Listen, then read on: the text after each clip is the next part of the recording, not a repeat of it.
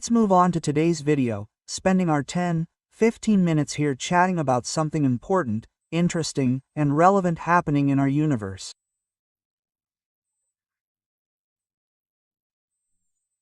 It's like this. In 2017, the world said, now we're going to find life in the universe. Why?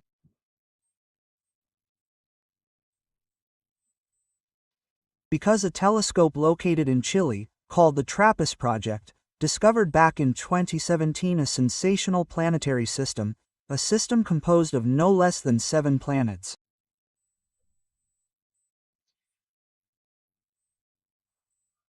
That's right, 7 planets made up the famous, what we call TRAPPIST one, which was this system.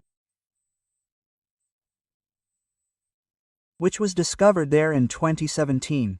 The world there said, now there's no way, now we've found life, now everything is resolved, because among all these planets, several of them, what did they have? They were very similar to planet Earth at first.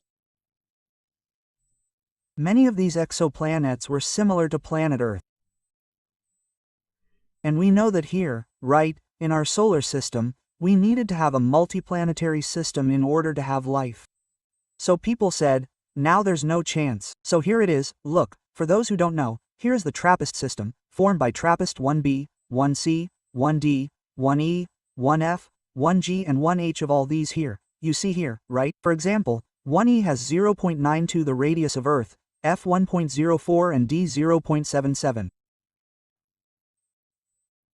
These 3 planets here, they are located in what we call the habitable zone of TRAPPIST star. It's a planetary system located 40 miles away from Earth. It's very close, really close, okay? And with all these planets in the habitable zone, people started talking about the possibility of finding life or the planets being habitable, Since they're in the habitable zone, as we say, it was still very difficult to study. It's very difficult to study. They're small planets located close to their star. The TRAPPIST star is a red dwarf star, faint, relatively cool, It's cooler than the Sun. It has some interesting characteristics, because it mirrors, it has a lot of coronal mass ejections, it has a lot of flares, a lot of explosions and everything else. But, when the James Webb was launched, and we knew that one of the objectives of the James Webb was to study exoplanets through the transit technique, that is, when the planet passes in front of the star, the TRAPPIST system quickly came to light. Why? Because the TRAPPIST system, all the exoplanets in the system TRAPPIST pass in front of their star from Earth's point of view. So, the best way for us to study these exoplanets would be through James Webb. Very good. James Webb was launched. He started studying some of the planets in the TRAPPIST system and saw that things weren't going so well. However, now, he went on to study the famous TRAPPISTium d TRAPPIST, that one, It's there, It's in the habitable zone of its star, It's the 3rd planet. It's right there in the temperate zone, But the distance from its star to the Sun is only 2% of the Earth-Sun distance. That's because, there's an image here. Let me see if I look at this image here, which is really cool, because it shows the following, The comparison of the TRAPPIST system with the solar system, for example, is like this. You can't even compare, because the TRAPPIST star is a very small star, The Sun is a much bigger star, so it will have all. That's the question. But just so you have an idea of the comparison, the size, of the system, look here. Look, the entire TRAPPIST system, see, the entire TRAPPIST system. So, there's D, E, F, and G. All of these, are in the habitable zone. D is here, look, it's at the very tip here, look, at the beginning of the habitable zone, okay? All of this here would fit within the orbit of Mercury, see? So, D here is more or less like Venus, see? Earth here is closer to EF. In fact, ideally there would be a planet between the two here to maintain a good distance. But D, E, F, and G, if you look right there, G is already at the tip there. G would be more or less like Mars here in the solar system, but these planets were considered, right, as the chance, the big chance, right, of us finding life out there. Very good. James Webb then went there and studied the famous TRAPPIST-1d. He studied TRAPPIST-1d. He wrote here, here's the article that was published, right, in the Astrophysical Journal, okay? Where they went to study the temperate rocky planet, see. Exoterra, they even called it Exoterra, TRAPPIST-1d. And then they went back to see, analyze the atmosphere, because of all the instruments we have today, the only one capable of studying the atmospheres of these exoplanets is our beloved James Webb.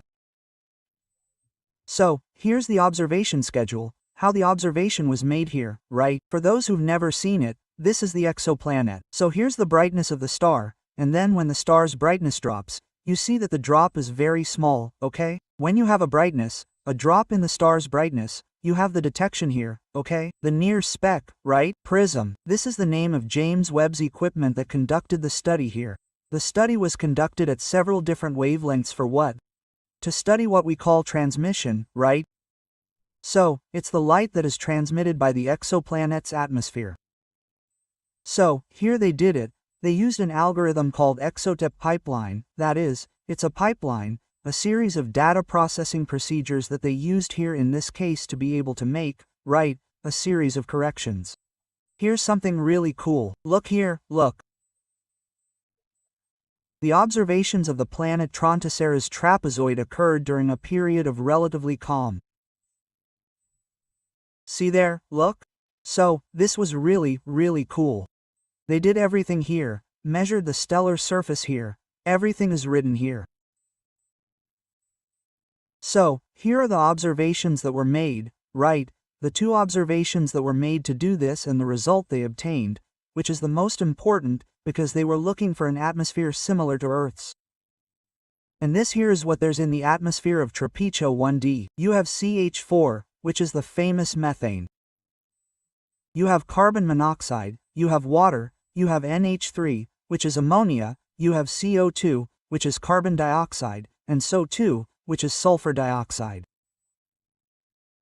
So this here would be the atmosphere of TRAPPIST-1d. What's the problem with all this? It's an atmosphere that has nothing to do with Earth's atmosphere, right? Nothing to do with Earth's atmosphere. But it's really cool because they make these little models, right, so we can compare.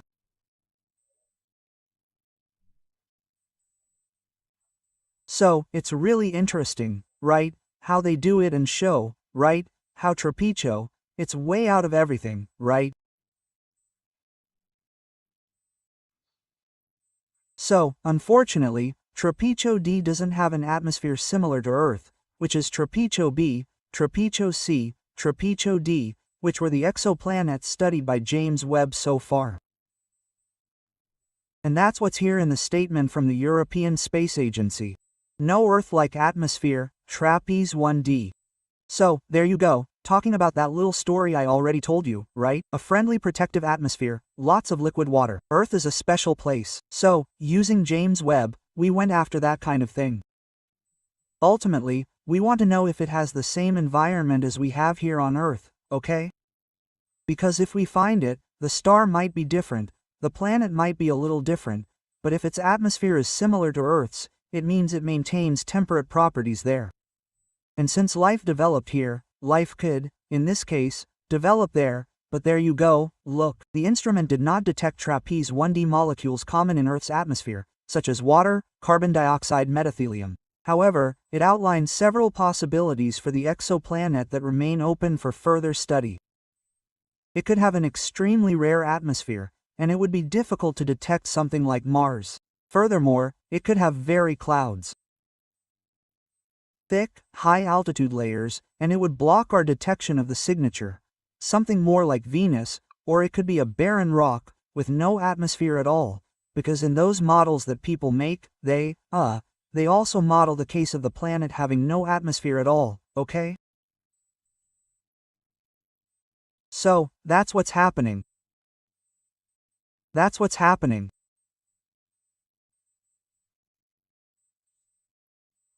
Our beloved TRAPPIST doesn't have an atmosphere similar to Earth, which, look, ends up making it impossible, in this case, for life to proliferate on the exoplanet.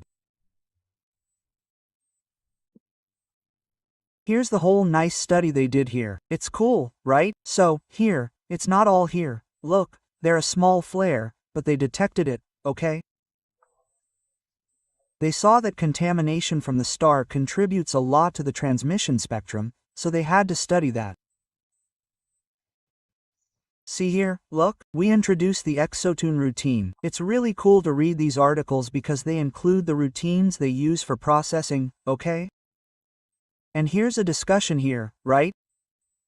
Look, if TRAPPIST-1d has no atmosphere, right, is airless, that is, without air there, right, our evolution models predict that TRAPPIST-1b, 1c, and 1d must have formed relatively dry, with a water inventory smaller than 4 of Earth's oceans, due to the high similarity, right, of atmospheric retention and everything. TRAPPIST, cap, okay? He explains everything nicely here, right?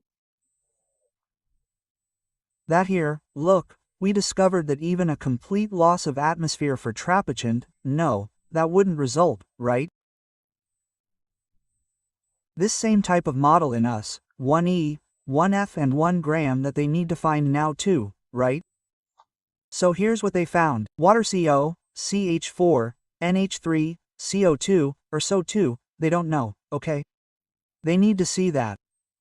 They made a model, right, with F with or with thick clouds or without clouds, okay?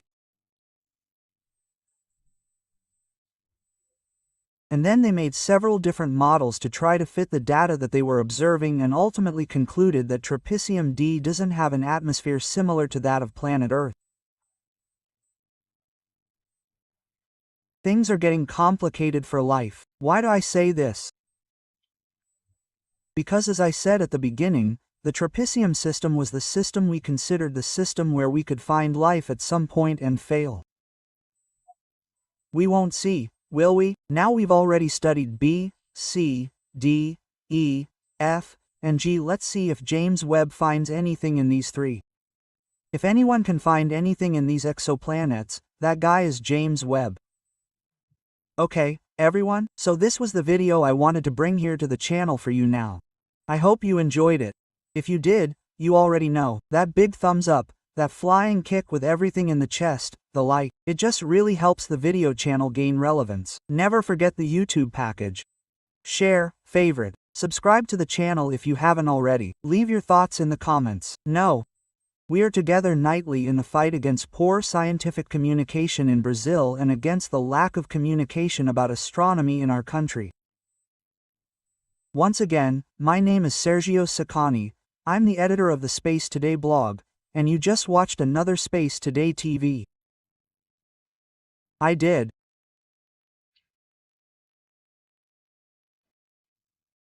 And before you comment, I'm wearing this Juventus shirt, right? See, the shirt is nice, right? But I'm a Corinthians fan, okay? I'm wearing this shirt here that I won at one of my theater performances, and it was here. I wore it, and did you like it? Leave a like, we're in this together.